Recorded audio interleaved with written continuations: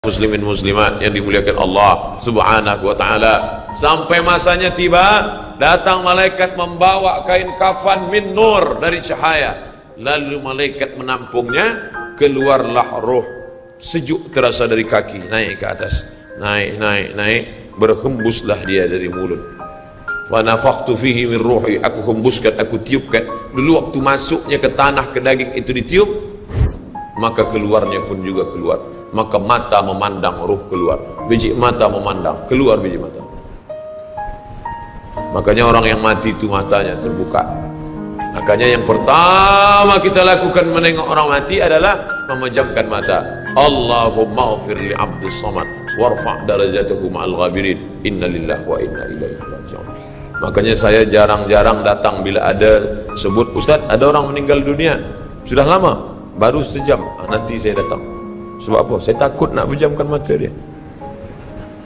Agak-agak sudah dipejamkan orang, baru saya datang. Saya datang, dah 3 jam, 4 jam, alhamdulillah saya datang. Belum tutup lagi. Iya. Kenapa? Menunggu Ustaz Somad. Paksalah saya tutup. Allahumma ighfir li fulan ibn fulan warfa' darajatahu ma'al ghabirin, inna lillahi wa inna ilaihi. Mana istri yang katanya sayang, kaulah bulan, kaulah bintang, setengah nafasku pergi, buah hati bulayan jiwa. Ketika roh ada dari jasad, memang betul kata dia sayang, tapi manakala roh keluar dari jasad, dia pun takut menengok mata kita. Dia takut menengok kita. Dia takut jam pukul 2 malam, jam 1 tutup balik. Alhamdulillah. Begitulah kalau kematian sudah tiba. Sampai pada akhirnya dia tutup, innalillah wa inna ilaihi raji'un. Selepas itu roh pun keluar, dibawa. Kalau dia baik, roh itu dibawa, dimasukkan ke dalam kain kafan min nur. Hadis riwayat Ahmad bin Hanbal. Lalu dibawa oleh malaikat sampai ke pintu langit. Malaikat bertanya, inikah orang yang amalnya selalu dibawa pagi, dibawa petang? Inikah orang yang amalnya selalu dibawa hari Kamis? Inikah amalnya yang selalu dibawa pada bulan nisfu Sya'ban? Ya, inilah orangnya. Kam min masyhurin fil ardi walam yakun ma'rufan fis sama. Bukan hadis. Berapa banyak orang yang namanya masyhur di bumi, tapi malaikat tak mengenal dia. Tapi berapa banyak orang yang tak masyhur di bumi, tapi malaikat mengenal dia. Mengapa? Karena amalnya pagi dan petang dibawa oleh malaikat. Orang ini mana? Belum datang. Orang ini mana? Belum datang. Orang ini mana? Belum datang. Disambut dia, disambut kedatangannya. Masya Allah, tabarakallah. Mudah-mudahan kita termasuk orang yang disambut oleh malaikat karena amal soleh kita. Maka bila saya datang di suatu majlis, malam tadi datang di Shah Alam, orang menyambut ramai. Malam ini datang ke Masjid Muaz bin Jabal, ramai. Esok malam di Terengganu datang, tak tahu entah ramai entah tidak. Ramai.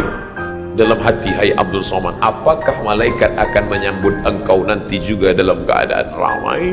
Kalau engkau ikhlas, iya. Tapi kalau tidak ikhlas, na'udzubillah. Nabi Isra Mi'raj berjumpa dengan orang yang sudah lama mati. Bagaimana rasa kalian mati? Apa kata mereka? Seperti kambing yang dikuliti hidup-hidup, seperti tebasan pedang di tempat yang sama beratus kali, seperti kail mata pancing yang masuk ke dalam kulit yang basah, ditarik, disentapkan sehingga terikut dagingnya sampai keluar. Makanya selalu kita berdoa, Allahumma hawwin alaina fi sakaratil maut, taubatan qablal maut, taubat sebelum mati, wa rahmatan indal maut, dapat rahmat ketika mati, wa maghfiratan ba'dal maut, mendapatkan ampunan sebelum mati. Allahumma hawwin alaina fi sakaratil maut. Makanya doa selamat itu baca pelan. Baca pelan, merenungkan. Ini sekarang banyak orang baca doa selamat cepat-cepat. Maut.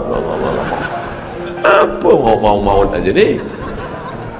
Saya tak pernah menghafaz doa itu pakai kertas, tak pernah. Wa taubatan qablal maut, wa rahmatan indal maut, wa maghfiratan, belum pernah. Kenapa Ustaz boleh hafaz? Sebab dulu dibawa oleh ayah, dibawa oleh bunda, dibawa dalam acara tahlil, dibawa dalam kenduri orang mati, dibawa. Tiap hari telinga mendengar Tuan Imam membaca pelan, maka kita ingat. Wa taubatan qablal maut, wa rahmatan indal maut. Anak-anak kita ini, walaupun mereka lari sana sembang sini, tapi telinga mereka mendengar. Dan anak-anak ini hafaz. Kadang anak hafaz, ibu bapa tak hafaz. Sebab apa? Sebab dia golden age, usia emas. Mereka hebat, mereka kuat ingatannya, menangkap hafazan itu begitu kuat. Maka kita ajarkan mereka doa itu pelan-pelan. Sebab bila kita ajar kuat-kuat, mereka balik, dia panggil, ibunda dia panggil, cuba kau baca apa doa tadi? Mau. Apa mau aja ni? Sebab di Iraq banyak orang mati, sebab di Suriah banyak orang mati, di Palestin banyak orang mati, di Rohingya banyak orang mati. Padahal maknanya amat sangat dalam. Allahumma hawwin alaina, ringankan kami fi sakaratil maut. Tidak ada gunanya amal banyak kalau tidak selamat dalam sakaratul maut. Makanya kita selalu minta kepada Allah, Allahumma khtim lana bi husnil khatimah wa la takhtim alaina bi su'il khatimah. Allahumma ja'al akhir kalamina, jadikan akhir kalam kami inda tihai ajalina, ketika ajal kami sampai, jadikan akhir kalam kami yang terakhir keluar dari mulut kami qaula la ilaha illallah Muhammadur Rasulullah. Allah. Biasa orang takbir ini nak pergi perang, menghadapi sakaratul maut penting juga takbir. Sebab di situ banyak segala macam godaan-godaan. Datang syaitan membawa air, katanya menjelang sakaratul maut itu haus, panas, haus, maka datang syaitan membawa air. Engkau sebut nama aku bagi air. Mau? Kata dia. Mau? Engkau mau? Sebut nama aku. Tapi bila iman kita kuat, maka dia tidak akan mampu untuk menggoda kita. Sampai kapan syaitan tak pernah berputus asa? Sampai bila? La atiyannahum min baini aydihim, aku datang dari hadapan, wa min khalfihim, aku datang dari belakang, wa an aymanihim, aku datang dari kanan, wa an syama'ilihim, aku datang dari kiri. Datang dia, datang dari hadapan, datang dari belakang, datang dari kanan, datang dari kiri. Oleh sebab itu yang banyak tuan-tuan yang ada berada di sini, tolong berzikir semua. Subhanallah, subhanallah, subhanallah. Kenapa? Dengan zikir itu maka larilah jin-jin setan yang ingin mengganggu. La'uwiyannahum, aku akan goda mereka, aku akan sesatkan mereka. Berapa lama? Madamat arwahuhum fi ajsadihim, selama ruh ada dalam jasad, aku tak akan pernah berhenti sampai akhir keluar jasadnya dalam keadaan mati, tidak menyebut Allah Subhanahu wa taala. Itulah punca mereka. Makanya kita selalu berzikir. Esok pagi terjaga dari tidur automatically, karena kita sudah programkan di kepala kita, manakala terbuka, alhamdulillahilladzi ahyana ba'da ma amatana wa ilaihi nusyur. Selapar-laparnya orang beriman, manakala dia tengok makanan, terus saja dia ingat Allah. Allahumma barik lana fi ma razaqtana wa qina azabannar. Tapi ada setengah umat Islam, bila dah kenyang saja baru ingat Allah. Alhamdulillah. Bila tak kenyang tak ada ingat Allah SWT. Na'udzubillah. Oleh sebab itu maka inilah hidup yang singkat ini. Bila pernah kita bersedekah, itulah yang akan menolong. Laula akhartani ila ajalin qarib, kalau engkau beri aku umur panjang ya Allah, apa yang akan kulakukan? Fa as-sadaqah, aku akan bersedekah. Wa akum minas salihin, aku ingin beramal saleh. Malam ini tajuknya Masya Allah, ini tazkirah terakhir, ini tazkirah akhir, last, dan tajuknya pun akhir pula. Mudah-mudahan ini tazkirah terakhir, tapi bukan terakhir bagi saya. Andai mati tidak masalah. Allahumma ja'al hayata ziyadatan li fi kulli khair. Kalau engkau takdirkan aku besok masih hidup ya Allah, jadikan hidupku itu ziyadatan li, sebagai amal tambahan. Kalau mati malam ini, Allahumma ja'alil mauta rahatan lana min kulli syarr. Kalau aku mati, maka kematian ini berhenti berbuat dosa. Orang beriman tak pernah sedih. Kalau dia mati, berhenti buat dosa. Kalau bertambah pahala. Andai Abdul Somad esok pagi masih hidup, bertambah pahala, dia akan tazkirah, dia akan bagi pelajaran.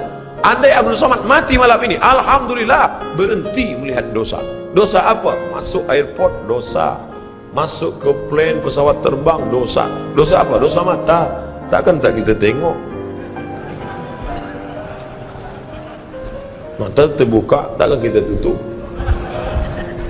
Maka orang beriman sentiasa menjaga dirinya, tak pernah dia berkeluh kesah, tak pernah dia mencaci maki. Kenapa aku matikan aku ya Allah? Kenapa umurku pendek ya Allah? Ridha kepada Allah. Itu yang selalu kita katakan, raditu billah rabba wa bil islami dina wa bi Muhammadin nabiyyan wa rasula. Aku ridha. Ada yang lebih hebat daripada haji mabrur, ada yang lebih hebat daripada jihad fisabilillah, ada yang lebih hebat daripada zikir dan baca Quran. Apa dia? Ridha bi qada'illah, ridha menerima keputusan Allah. Makanya banyak lelaki yang ridha manakala meninggal istrinya, datang orang, apa tuan tak menangis? Aku ridha menerima ini, Ustaz. Memang dah lama aku tunggu-tunggu. Oh, ini bukan ridha, ini memang penyakit. Oleh sebab itu maka makna ridha adalah tak berkeluh kesah. Setelah orang masuk ke dalam surga, mendapatkan kenikmatan surga, Allah bertanya, "Madza turidun?" Hai penghuni surga, apa lagi yang kalian inginkan? Apa kata penghuni surga? Ridhaka. Tapi kau sudah masuk surga, ada yang belum kami dapat. Apa dia? Ridhamu. Yang mendapatkan ridha Allah hanya orang yang ridha menerima keputusan Allah Subhanahu wa taala. Man lam yarda bi qada'i, sesiapa sahaja yang tak ridha menerima takdir, walam yasbir bi bala'i, yang tak sabar menerima ujianku, falyatlub rabban siwaya, carilah Tuhan selain aku. Hadis ini dhaif. Tapi untuk targhib wa tarhib, untuk berikan semangat beramal, untuk fadail amal boleh dipakai, kerana ia bukan masalah akidah, bukan masalah halal haram. Jangan permasalahkan masalah. Bila kita sudah beramal, sudah baik, tak usah berkelahi masalah khilafiyah, masalah kecil-kecil, masalah sepele, masalah remeh-temeh. Kerana ini hanya akan merosakkan hati kita sahaja. Berapa banyak hati rosak disebabkan masalah-masalah. Assalamualaikum warahmatullahi, Assalamualaikum warahmatullahi. Apa salam-salam ni? Padahal hati sedang lembut. Selama ini dia berzina, selama ini dia minum khamar, selama ini dia mabuk, tak ada pernah orang marahkan dia. Tiba-tiba dia dah taubat, dia masuk masjid, Assalamualaikum warahmatullahi, Assalamualaikum warahmatullahi. Dia nak salaman, apa salam-salam? Tak boleh salam selepas sembahyang. Ini bid'ah, wa kullu bid'atin dhalalah, wa kullu dhalalatin finnah. Kata dia dalam hati, aku mabuk 20 tahun, tak ada orang bagi tahu mabuk tu haram. Ini aku dah taubat, salam kau kata haram. Ha, kata dia. Bertinju. Bila sebelum sembahyang tadi belum ada bersalaman, selepas sembahyang baru bersalaman, hukumnya sunnah, mustahab, dianjurkan, disukai, kata Imam Nawawi. Belum sembahyang tadi tak ada salam, sebab dia lambat. Allahu Akbar. Lepas sembahyang dia salam, mustahab, dianjurkan, baik, tak salah. Bila sebelum sembahyang tadi sudah bersalaman, salam haji, salam datuk, salam tuan, masuk ke masjid, selepas sembahyang dia salam balik, mubah, tak jadi masalah. Yang tak boleh dalam sembahyang bersalaman, itu tak boleh.